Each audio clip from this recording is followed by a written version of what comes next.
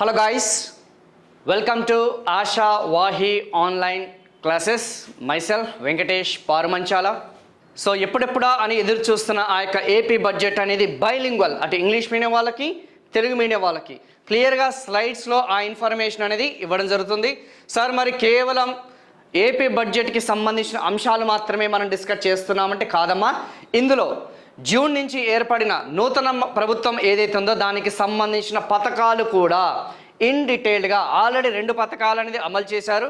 2 పథకాలు అనేది సూపర్ 6లో భాగంగా బడ్జెట్లో అనౌన్స్ చేయడం జరిగింది.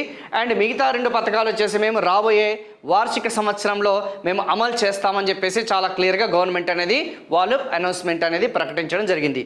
సో మీ అందరికీ కూడా ఈ యొక్క స్లైడ్స్ అనేది తెలుగు మీడియంలో ఇంగ్లీష్ మీడియంలో ఉంటుంది.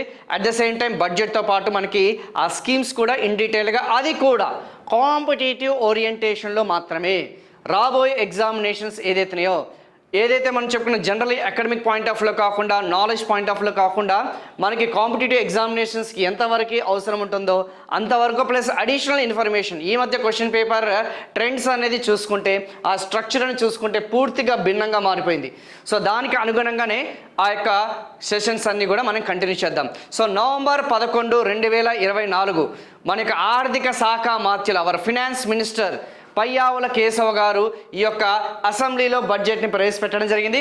ఫస్ట్ వన్ మేబీ ఒకవేళ ఎగ్జామినేషన్ పాయింట్ ఆఫ్ లో అడగకపోవచ్చు, ఏ నెలన ఏ తేదీన మనకి ఈ యొక్క బడ్జెట్ అనేది ప్రవేశపెట్టడం జరిగింది అనే దాని మీద మీరు ఎక్కువగా ఫోకస్ చేయండి. And before going to start please take pen and paper అమ్మా, ఎందుకంటే ఈ పెన్ అండ్ పేపర్ తీసుకుంటే మనకి ఇప్పుడు వరకు ఉన్న స్లైడ్స్లో ఉన్న ఇన్ఫర్మేషన్ అనేది జస్ట్ మీ యొక్క సాటిస్ఫాక్షన్ కోసం మాత్రమే, కానీ మ్యాక్సిమం ఇన్ఫర్మేషన్ అంతా కూడా మా బ్రెయిన్లో నుంచి వస్తుంది కాబట్టి సో ఆ పెన్ అండ్ పేపర్ తీసుకొని మీరు మ్యాక్సిమం అది రన్నింగ్ నోట్స్ అనేది రాయడానికి ప్రయత్నించండి, ఓకేనమ్మా. సో ఆంధ్రప్రదేశ్ ఆర్థిక శాఖ మంత్రి పయ్యావుల కేశవ్ సోమవారం శాసనసభలో రాష్ట్ర బడ్జెట్ని ప్రవేశపెట్టారు.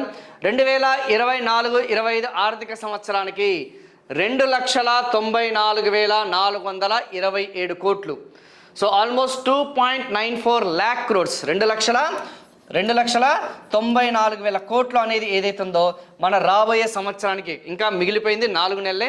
ఆల్రెడీ మనందరికీ తెలిసిందే 2 సార్లు ఓటాన్ అకౌంట్ను బడ్జెట్ ప్రవేశపెట్టడం జరిగింది. సో ఆ యొక్క వ్యయాలు ప్లస్ రాబోయే 4 నెలలకి సంబంధించిన ఆ యొక్క వ్యయాలు కలుపుకొని టోటల్గా మనకి ఫుల్ టర్మ్ బడ్జెట్ వచ్చేసి 2,94,000 అన్న సంగతి చాలా క్లియర్గా చాలా స్పష్టంగా తెలుస్తుంది. సో ఇనిషియల్గా బడ్జెట్ చెప్పేటప్పుడు ఆ యొక్క లెక్కలకి సంబంధించింది కాబట్టి, అండ్ బడ్జెట్ చెప్పుకునేటప్పుడు మీ అందరికీ తెలిసిందే మనకి క్యాపిటల్ బడ్జెట్ అనేది ఏదైతే ఉందో మూలధన బడ్జెట్ అనేది ఒకటి ఉంటుంది. ఏం బడ్జెట్ అమ్మా? ఆ యొక్క మూలధన బడ్జెట్ అనేది ఒకటి ఉంటుంది. రెండవది వచ్చేసి రెవెన్యూ బడ్జెట్ అనేది ఏదైతే ఉందో ఆ యొక్క రెవెన్యూ బడ్జెట్ అనేది ఏదైతే ఉందో ఆ యొక్క రెవెన్యూ బడ్జెట్ అనేది ఉంటుంది. సో రెవెన్యూ బడ్జెట్ అంటే ఏంది? సాధారణ పరిపాలనకి సంబంధించిన అంశాలు. So general administration and welfare schemes ఏదైతే ఉన్నాయో, ఆ యొక్క సంక్షేమ పథకాలు ఏదైతే ఉన్నాయో అవన్నీ కూడా రెవెన్యూ బడ్జెట్ కిందకి వస్తుంది. అభివృద్ధికి సంబంధించిన వ్యయాలు ఏదైతున్నాయో, డెవలప్మెంట్కి సంబంధించింది ఏదైతున్నాయో, లైక్ ఇన్ఫ్రాస్ట్రక్చర్ ప్రాజెక్ట్స్ ఏదైతున్నాయో, ఎనర్జీ ప్రాజెక్ట్స్ ఏదైతున్నాయో, హైవేల నిర్మాణంకి సంబంధించింది కానీ, ఓకేనా, సీపోర్ట్స్ నిర్మాణానికి సంబంధించి కానీ, ఇండస్ట్రియల్ కారిడార్కి సంబంధించి కానీ, ఇరిగేషన్ ప్రాజెక్ట్స్ ఏవైతున్నాయో ఇవన్నీ కూడా చూసుకుంటే క్యాపిటల్ బడ్జెట్ కిందకి వస్తుంది. ఇది మనందరికీ కూడా తెలిసిందే. మరి జనరలైజ్గా చూసుకుంటే దానికి సంబంధించిన రెవెన్యూ లోటు అనేది ఏ విధంగా ఉంది, అట్ ద సేమ్ టైం మనకి ఆ యొక్క ద్రవ్య లోటు అనేది ఏ విధంగా ఉంది అనే దాని మీద మనం జస్ట్ జనరల్గా ఇంట్రొడక్షన్ చేసుకొని తర్వాత బడ్జెట్కి సంబంధించిన ప్రసంగం మీద మనం ఫుల్ టైమ్గా ఫోకస్ చేద్దాం. అయితే ముందుగా సాధారణ బడ్జెట్ అనేది మనం ప్రవేశపెడుతున్నాము. తర్వాత వచ్చేసి వ్యవసాయ బడ్జెట్ అనేది కూడా మనం సపరేట్గా ప్రవేశపెట్టడం జరిగింది. అచ్చెన్నాయుడు గారు మనకి వ్యవసాయ పశుపోషణకి సంబంధించిన ఆ యొక్క అమాత్యులు ఎవరైతే ఉన్నారో సపరేట్గా మనకి ఈ యొక్క వ్యవసాయ బడ్జెట్ అనేది కూడా ప్రవేశపెట్టడం జరిగింది. కానీ ఇంట్రొడక్షన్లోనే మనకి agriculture and it's allied sector ఉంది కాబట్టి వ్యవసాయము మరి అనుబంధ రంగాలకి సంబంధించిన ఫస్ట్ ఇంట్రడక్షన్ ఆ యొక్క టాపిక్ కాబట్టి ముందు వ్యవసాయ రంగానికి సంబంధించిన అంశాలన్నీ కూడా మనం ఫస్ట్ ఫోకస్ చేద్దాం. ఎందుకు సార్ వ్యవసాయము మరియు అనుబంధ రంగాల మీద మనం ఎందుకు ఫస్ట్ ఫోకస్ చేయాలి? Very simple. ఎందుకంటే మనకి ఒక్కసారి ఈ గ్రూప్ 2 రాబోయే ఫిబ్రవరి 23న ఈ గ్రూప్ 2 ఎగ్జామినేషన్ మీద మీరు కొంచెం అబ్జర్వ్ చేస్తే మనకి agriculture and it's allied sector అని చెప్పేసి వ్యవసాయము మరియు అనుబంధ రంగాలకి సంబంధించిన ఆ సిలబస్ అనేది మనకి వెయిటేజ్ అనేది ఉంది. సో దాదాపు మనకి డైరెక్ట్గా కానీ ఇండైరెక్ట్గా కానీ 10 క్వశ్చన్స్ అనేది మనము ఎక్స్పెక్ట్ చేయొచ్చు. సో ఆ 10 క్వశ్చన్లు ఆధారంగా ఖచ్చితంగా 100% మనకి బడ్జెట్కి సంబంధించిన అంశాల్లోనే ఎక్కువగా అడిగే ఛాన్సెస్ ఉంది. కాబట్టి కొంచెం మనం దీని మీద మనం ఫోకస్ చేద్దాం. సో ఇనిషియల్గా ఎందుకంటే చాలామంది అభ్యర్థులు ఎవరైతున్నారో ఓకేనా, ఎవరైతే ఆస్పిరెంట్స్ ఎవరైతున్నారో వాళ్ళందరూ కూడా ఎక్కువగా అగ్రికల్చర్ మీద ఫోకస్ చేస్తుంటారు. కాబట్టి అందుకే ముందుగా దాని మీద మీకు ఆ బడ్జెట్ సెషన్స్ అనేది తీసుకుంటాను. అంటే వ్యవసాయ రంగానికి సంబంధించిన బడ్జెట్ ముందు చెప్పుకొని తర్వాత జనరల్ బడ్జెట్ మీద మనం ఫోకస్ చేద్దాం. సో దట్ ప్రయారిటీ ఎక్కువ వెయిటేజ్ ఉన్న టాపిక్స్ మీద మనం ఫస్ట్ ఫోకస్ చేసి తర్వాత లో వెయిటేజ్ ఉన్న టాపిక్స్ మీద మనం తర్వాత మెల్లమెల్లగా ఆర్డర్ వైజ్గా వెళ్దామన్న సంగతి గుర్తుపెట్టుకోండి. ఓకేనా. ఎస్, ఇప్పుడు ఆ యొక్క బడ్జెట్కి సంబంధించింది 2024-25కి సంబంధించిన బడ్జెట్ అంచనాలు మీకు ఆల్రెడీ మనం చెప్పుకున్నాం. 2,94,000 అని చెప్పేసి.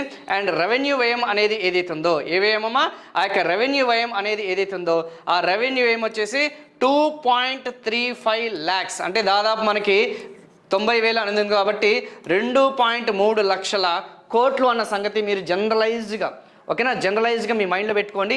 ఇది సాధారణ పరిపాలన. దేనికి సంబంధించిందమ్మా, ఈ యొక్క సాధారణ పరిపాలన ఏదైతే ఉందో, జనరల్ అడ్మినిస్ట్రేషన్ అనేది ఏదైతే ఉందో, వెల్ఫేర్ స్కీమ్స్ ఏదైతున్నాయో, ఇప్పుడు సూపర్ 6లో భాగంగా చూసుకుంటే చంద్రబాబు నాయుడు గారు ఈ యొక్క సూపర్ 6లో భాగంగా కొన్ని పథకాలు అనేది అనౌన్స్ చేయడం జరిగింది. పెన్షన్ల పెంపు 3,000 రూపాయల నుంచి 4,000 రూపాయలకి పెన్షన్లు అనేది పెంచడం జరిగింది. అండ్ మహిళలకి రాబోయే కాలానికి ఉచితంగా ఆర్టీసీ బస్సుకి సంబంధించి కానీ ఎల్పిజికి సంబంధించిన గ్యాస్ సిలిండర్కి సంబంధించిన ఆ యొక్క ఉచితంగా మనకి సబ్సిడీ అనేది ఇవ్వడం కానీ, సో ఇవన్నీ కూడా ఎందులో భాగంగా వస్తాయమ్మా, ఎస్ ఇవన్నీ కూడా ఇందులో భాగం వస్తాయి. జనరల్ అడ్మినిస్ట్రేషన్ రెవెన్యూ అనే కేటగిరీ కిందకి వస్తున్న సంగతి గుర్తుపెట్టుకోండి. ఇది కాకుండా మూలధన వ్యయం ఏదైతే మనం చెప్పుకున్న క్యాపిటల్ ఎక్స్పెండిచర్ అనేది దాదాపు మనకి ఎంత ఉందమ్మా, క్యాపిటల్ ఎక్స్పెండిచర్ దాదాపు 32,000 crores.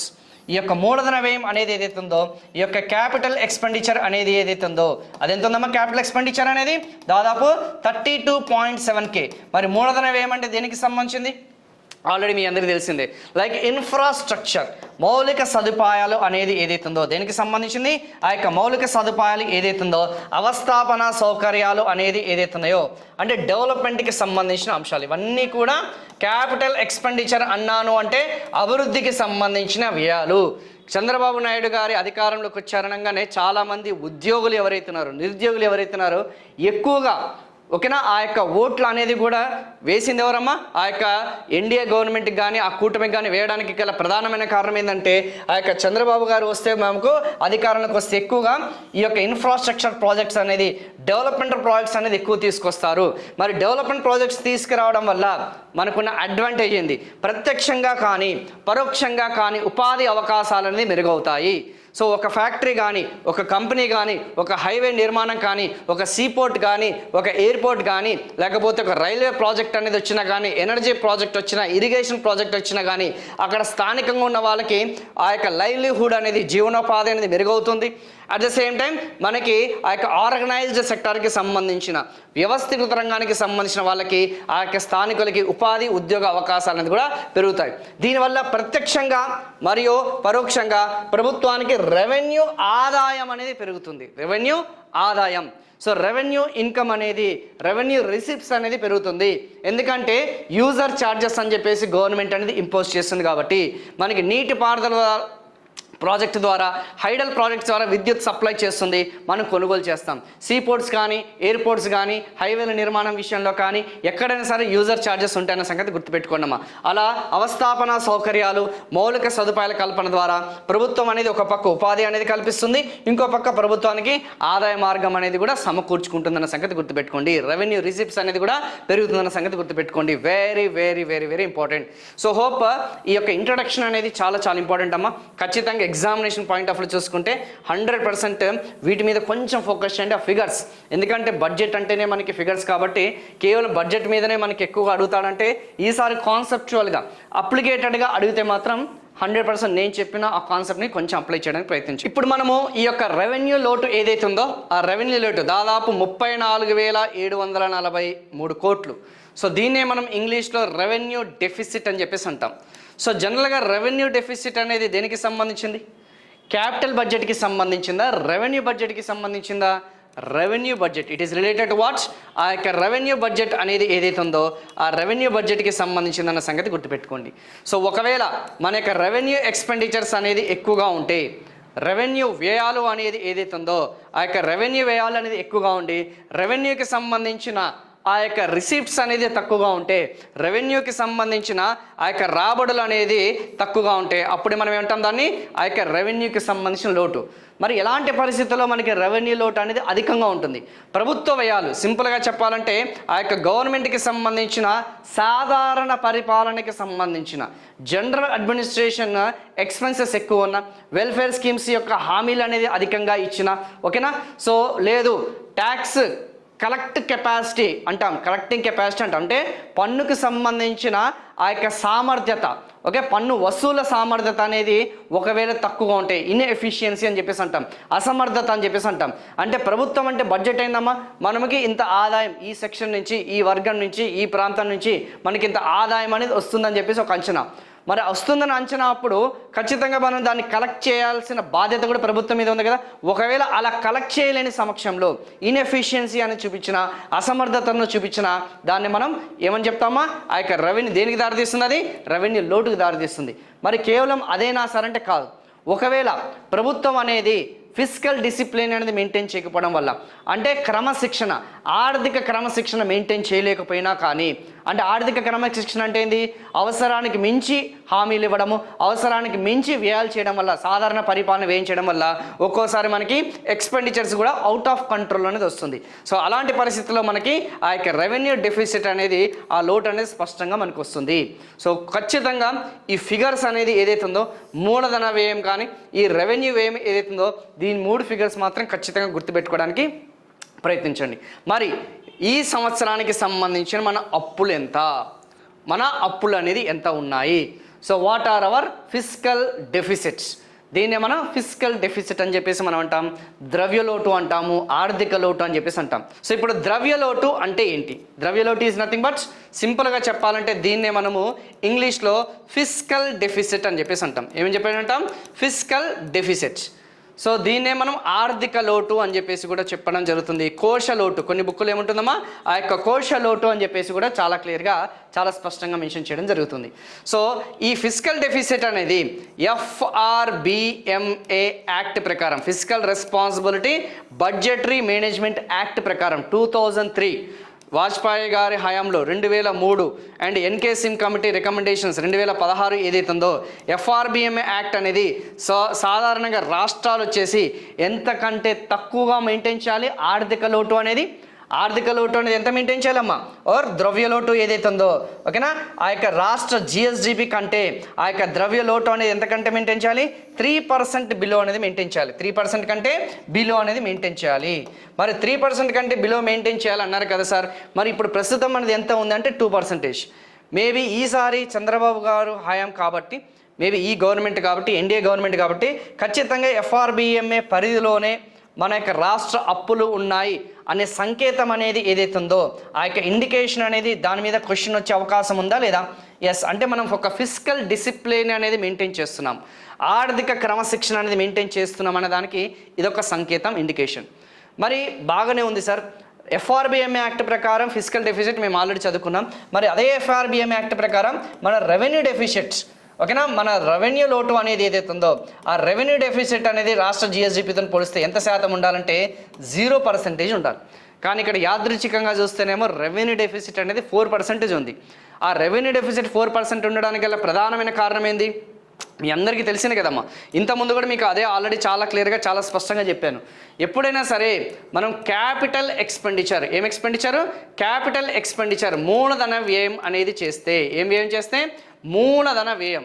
సో మూలధన వ్యయం అంటే ఇంతకు ముందు చెప్పాను, ఆ మూలధన వ్యయం అనేది చేస్తే, ఓకేనా, ఆ యొక్క క్యాపిటల్ ఎక్స్పెండిచర్ అనేది చేస్తే దానివల్ల ప్రభుత్వానికి ప్రత్యక్షంగా డైరెక్ట్గా కానీ, ప్రభుత్వానికి ఇండైరెక్ట్గా కానీ రెవెన్యూ సోర్సెస్ అనేది జనరేట్ అవుతాయి, రెవెన్యూ ఆదాయాలు అనేది సమకూరుస్తాయి అని చెప్పేసి. అదే నువ్వు రెవెన్యూ ఎక్స్పెండిచర్ మీద ఎక్కువగా ఫోకస్ చేసావు. దేని మీద ఫోకస్ చేసావు? ఆ యొక్క రెవెన్యూ వ్యయాలు ఏదైతే ఉందో ఆ యొక్క రెవెన్యూ వ్యయాల మీద ఫోకస్ చేస్తే, రెవెన్యూ ఎక్స్పెండిచర్ మీద ఎక్కువగా ఫోకస్ చేస్తే అవన్నీ కూడా దేనికోసం ఉపయోగించాలి? సాధారణ పరిపాలన, ఆ యొక్క జీతాలు ఇవ్వడం కోసము, లేకపోతే భత్యాలు ఇవ్వడం కోసం, జీత భత్యాలు అంటే కదమ్మా పెన్షన్స్ ఇవ్వడం కోసము, ఓకేనా, సాధారణ మీటింగ్లు అని చెప్పేసి, ఓకే, మీ అందరికీ తెలుసు అనుకోండి కదా, టూర్లు అని చెప్పేసి మనకు ఉంటాయి. సో సాధారణ పరిపాలన మరియు సంక్షేమ పథకాలు. మరి ఈ సాధారణ పరిపాలన సంక్షేమ పథకాల మీద ఎక్కువగా ఫోకస్ చేస్తే ఇక డైరెక్ట్గా కానీ ఇండైరెక్ట్గా కానీ ప్రభుత్వానికి ఆదాయాలను జనరేట్ అవ్వవు, ఎంప్లాయ్మెంట్ అనేది కూడా క్రియేట్ అవ్వదు. సో అర్థమైందా? అదే ఇక్కడ వచ్చేసరికి ఈ యొక్క రెవెన్యూ డెఫిసిట్ ఏదైతే క్యాపిటల్ ఎక్స్పెండిచర్ చేయడం వల్ల రెవెన్యూస్ అనేది జనరేట్ అవ్వడం జరుగుతుంది. సో మనం ఏం చేస్తున్నాము? ఇక్కడ రెవెన్యూ డెఫిసిట్ అంటున్నాం. ఈ రెవెన్యూ డెఫిసిట్ గల ప్రధానమైన కారణం ఏంటంటే ఈ యొక్క రెవెన్యూస్ అనేది మనకి రావడం లేదు. At the same time expenditures అనేది మనకి ఎక్కువ అవుతున్నాయి. సంక్షేమ పథకాల మీద ఎక్కువగా మనము వ్యయం చేస్తున్నాము, సాధారణ పరిపాలన మీద ఎక్కువగా వ్యయం చేస్తున్నాము, కానీ ఆదాయాలు మాత్రం రావట్లేదు. అందుకే ఇది దాదాపు రెవెన్యూ డెఫిసిట్ వచ్చేసి 4% అనేది ఉందన్న సంగతి గుర్తుపెట్టుకోండి. అంటే కొంచెం ఆ యొక్క ఆర్థిక క్రమశిక్షణ అనేది మనం దారి తప్పుతున్నాము అనేదానికి సంకేతం. సో మేబీ ఒకవేళ క్రిటిసైజింగ్గా వీళ్ళు గత ప్రభుత్వాన్ని కూడా విమర్శించవచ్చు. లైక్ ఎక్కువగా గత ప్రభుత్వం సంక్షేమ పథకాల మీద ఎక్కువ ఏం చేయడం వల్ల మనకి రెవెన్యూ లోటు అనేది వచ్చింది అన్నదానికి మన సంకేతం అని చెప్పేసి కూడా మీకు అడిగే ఛాన్సెస్ ఉంది. అంటే ప్రభుత్వాలు మారే కొద్దీ క్వశ్చన్ పేపర్ ప్యాటర్న్స్ అనేది కూడా మారిపోతుంటుంది కదమ్మా. సో మనం న్యూట్రల్గా చెప్పాలి. ఏదైనా క్లాస్ చెప్పేటప్పుడు న్యూట్రల్గా చెప్తే ఈజీగా అర్థమవుతుంది. ఎందుకు సార్ రెవెన్యూ లోటు, మరి దీని మీద మనకి క్వశ్చన్ అవగాహన ఏ విధంగా అడిగే ఛాన్సెస్ ఉందంటే దీని మీద మీరు కొంచెం ఫోకస్ చేయడం, ఓకేనా. సో మేబీ ఈ మూడిటి మీద నుంచి మనం ఎక్కువగా క్వశ్చన్స్ ఈసారి ఎగ్జామినర్ ఎక్కువ ఫోకస్ చేయొచ్చని నేను అనుకుంటున్నాను. అది ఏది డైరెక్ట్గా ఫిగర్స్ మీద కాకుండా దీని వెనకాల ఉన్న బ్యాక్గ్రౌండ్ ఏదైతే ఉందో దాన్ని బేస్ చేసుకొని మీకు క్లాస్ అంతా కూడా చెప్పడం జరిగింది. సో దట్ మీకు కూడా ఈజీగా అర్థమవుతుంది. నౌ కమింగ్ టు వ్యవసాయ బడ్జెట్. ఆల్రెడీ మీకు చెప్పాను, అక్కడ అచ్చెన్నాయుడు గారు మనకి వ్యవసాయ శాఖ మంత్రులు అని చెప్పేసి, సో ఆ యొక్క వ్యవసాయ శాఖ మంత్రికి సంబంధించిన బడ్జెటే మనం ముందు ఫోకస్ చేస్తాము అని చెప్పేసి చాలా క్లియర్గా చాలా స్పష్టంగా మీకు చెప్పడం జరిగింది. సో అక్కడ దాదాపు చూసుకుంటే మన వ్యవసాయ బడ్జెట్ వచ్చేసి 43,000 కోట్లు. 8,000 కోట్లు, 43,000 కోట్లు వచ్చేసి మన వ్యవసాయ బడ్జెట్. అండ్ మూలధన వ్యయం వచ్చేసి 32,000. సో 4,332. మేబీ ఒకవేళ మేము ఎగ్జామినేషన్లో ఎలా గుర్తుపెట్టుకోవాలి సార్ అంటే ఈ యొక్క వ్యవసాయ బడ్జెట్ వచ్చేసి 43,000 కోట్లు పెట్టుకోండి, ఆ యొక్క మూలధన వ్యయం వచ్చేసి 32,000 కోట్లను గుర్తుపెట్టుకోవడానికి ప్రయత్నించండి. ఇది చిన్న చిన్న ట్రిక్స్ అమ్మ. సార్ ఇవన్నీ కూడా మాకు ఎగ్జామినేషన్ పాయింట్ ఆఫ్ వ్యూలో మరి గుర్తుంటాయంటే గుర్తుండకపోవచ్చు, బట్ ఆ ఫిగర్స్ అన్న చూడంగానే, ఎందుకంటే ఈ యొక్క ఆబ్జెక్టివ్ లాంటి ఎగ్జామినేషన్స్ అనేది మీరు ఫోకస్ చేస్తే ఆ ఫిగర్స్ చూడగానే మనకి ఆటోమేటిక్గా కొన్ని మన సబ్కాన్షియస్ మైండ్లోనే మనకి ఫీడ్ అవుతుంటాయి. కాబట్టి ఎగ్జామ్కి వెళ్ళే ముందు ఇవన్నీ కూడా కొంచెం గుర్తుపెట్టుకోవాలి. కాబట్టి మేబీ ఈసారి కొంచెం ఇది గుర్తుపెట్టుకోవడానికి ట్రై చేయండి, వేరే ఆప్షన్ కూడా లేదు మనకి. ఆ యొక్క వ్యవసాయ రంగానికి సంబంధించిన బడ్జెట్ 43,000 crores అని గుర్తుపెట్టుకోండి. మూలధన వ్యయం వచ్చేసి మనకి 32,000 కోట్లు. అండ్ రెవెన్యూ డెఫిసిట్ వచ్చేసి ఆల్మోస్ట్ మనకి 4% చేంజ్ ఉంది. అండ్ ఫిజికల్ డెఫిసిట్ వచ్చేసి కోశల్ లోటు వచ్చేసి ఆల్మోస్ట్ 2%, డబల్. మరి దీనికి కూడా మనకి ఏదో ఒక ట్రిక్ చెప్పండి సార్ అంటే డబుల్ ఉంటుంది, ఓకేనా. ఫిజికల్ డెఫిసిట్ కంటే ఆ రెవెన్యూ డెఫిసిట్ అనేది ఆల్మోస్ట్ డబుల్ ఉందన్న సంగతి కొంచెం గుర్తుపెట్టుకోవడానికి ప్రయత్నించండి. ఇవి దీనికి సంబంధించింది. సో వ్యవసాయ బడ్జెట్ అనేది ఎలాగో మనం డిస్కస్ చేస్తాం. Definitely we are going to discuss about it. And next సెషన్లో ఓకేనా మనం ఇంకా డైరెక్ట్గా అగ్రికల్చర్ అండ్ ఇట్స్ అలైడ్ సెక్టర్కి వెళ్ళిపోదాం. సో దాంతోపాటు మీరు ఫోకస్ చేస్తే ఇంట్రడక్షన్లోనే వాళ్ళు చెప్పారు సూపర్ 6 హామీలు ఇప్పటికే 2 ప్రధాన హామీలు అనేది అమలు చేశాము ఆల్రెడీ. అందులో మీ అందరూ తెలిసిందే పెన్షన్ల పెంపు అని చెప్పేసి 3,000 రూపాయల నుంచి 4,000 పెంచామని చెప్పేసి అన్నారు. అండ్ ఉచిత గ్యాస్ హామీ, ఓకేనా. సో అమలుకు 840 కోట్ల నిధులు మంజూరు చేశామని చెప్పేసి అన్నారు. 3 సిలిండర్లు అనేది ఉచితంగా ఇస్తున్నారన్న సంగతి అందరికీ కూడా తెలిసిందే. సో అవన్నీ కూడా 2 మేము అమలు చేశాము. ఈ బడ్జెట్లో మరో 2 పథకాలు వచ్చేసి ఈ బడ్జెట్లో నిధులు కేటాయించామని చెప్పేసి మంత్రి పార్థసారథి తెలిపారు. సో అన్నదాత సుఖీభవ అండ్ తల్లికి వందనం, ఓకేనా. ఆల్రెడీ ఈ బడ్జెట్లోనే మనకి ఈ తల్లికి వందనం అనేది మీ అందరికీ తెలిసింది కదా. సో ఇది అమ్మఒడి పథకానికి జస్ట్ పేరు మార్చడం జరిగింది. ఈవెన్ రాధాకృష్ణ పేరు మార్చడం జరిగింది.